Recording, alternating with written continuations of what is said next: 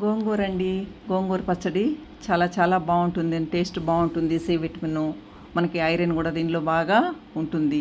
గోంగూర చేసుకుని మనం అప్పుడప్పుడు వారానికి ఒకసారి 2 సార్లు అయినా మనము తింటుండాలి. స్టవ్ వెలిగించి పెనం పెట్టుకుని ఆయిల్ వేసుకోవాలి. ఒక 4 స్పూన్లు వేసుకోవాలండి ఒక కట్ట గోంగూరకి. ఎందుకంటే ఆయిల్లో బాగా వాడ్చుకుంటాం కాబట్టి.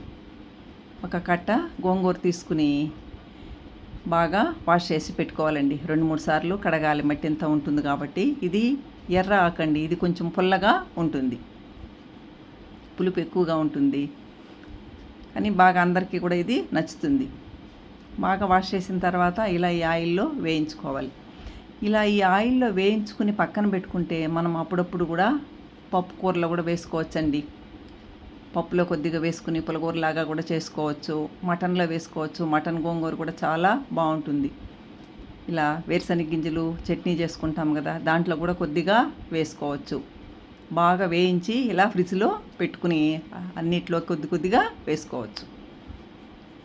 నేను ఈరోజు పచ్చడి చేస్తున్నాను. ఇలా వేయించి దీన్ని చల్లారిన తర్వాత కొద్దిగా పెనంలోకి ఎండుమిర్చి వేసుకోవాలండి. కారానికి తగ్గట్టు మనము వేసుకోవాలి. ఇది వేయించి పక్కన పెట్టుకోవాలి. చల్లారిన తర్వాత ఆ గోంగూరలోకి వేసుకోవాలండి ఎండుమిర్చిని. అదే ప్యాన్లోకి ఆయిల్ వేసుకోవాలి. ఆయిల్ వేడైన తర్వాత ఆవాలు, జీలకర్ర వేసుకోవాలి. మామూలుగా వడియం వేసుకుంటామండి. వడియాలు ఉంటే వేసుకుంటాం, కూర వడియాలు చాలా బాగుంటుంది. అది లేనప్పుడు మనం ఇలా ఆనియన్స్, వెల్లుల్లి కూడా కట్ చేసి వేసుకుంటాం. గోంగూరకి ఎక్కువ ఉల్లిపాయలు, వెల్లుల్లి వేసుకుంటే టేస్ట్ బాగుంటుంది. ఇలా మనం వేయించి పెట్టుకున్నాం కదా, దాన్ని మిక్సీలోకి వేసుకోవాలండి. ఒక్కసారి మిక్సీలోకి వేసి తిప్పిన తర్వాత వేరుశనగ గింజలు వేయించి పొట్టు తీసి అది ఒక 2 సార్లు వేసి తిప్పుకుంటే దీనిలో బాగుంటుందండి.